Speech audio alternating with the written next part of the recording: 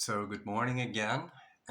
Today, I'm going to give you part two um, about food for physical and mental health that I recently wrote. And I'll put a link to it in the comments section. Now, the article is in Swedish, but it's very easy to translate. Now, there's a big fuss around food and climate and health. And from the previous TikTok, I clarified that there's no connection between food production and the climate. I understand that many proponents from, for example, the World Economic Forum and what's the name of the Club of Rome and stuff like that. These are private organizations who are driven by some sort of agenda. But from a scientific point of view, the connection is not there, basically. Um, Having said that, food plays an astonishing role for our physical and mental health. And for example, here in Finland, mental health issues are soaring.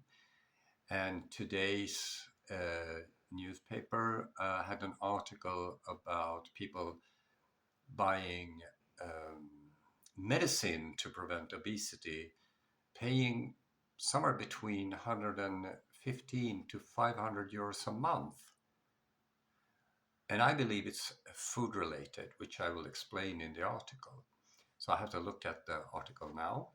So the backstory again is that our ancestors became a consumer of animal source food about 3.5 million years ago. And it wasn't meat, but bone marrow. So bone marrow contains a huge amount of micronutrients we need to develop and sustain physical and mental health. And according to the anthropological science, this new diet changed the form of their hands and started or initiated an expansion of their brains from the occipital lobe, which is here back where you have the visual cortex and stuff like that, and forward. And it means that the forehead expanded and gave room for the executive functions. So, looking at the article again, current data shows that, for example, as I write, men over 40 who don't eat enough red meat and eggs, and it's not the white, but the egg yolk, the yellow stuff that's important, has an increased risk of contracting dementia, for example, Alzheimer's. Now, here in Finland is the world leader in Alzheimer and also a strong proponent for low-fat diets. You see the connection. Uh, Adding to that, there's no connection between saturated fats and cardiovascular disease. And and the date of the first reference I use is 2006, and it's the biggest health study on women. It seems that recent papers also show that healthy adults who replace some of the animal protein with vegetable alternatives uh, develop, and this is within 12 weeks, something called resorption, bone resorption. And basically your bone health is going down.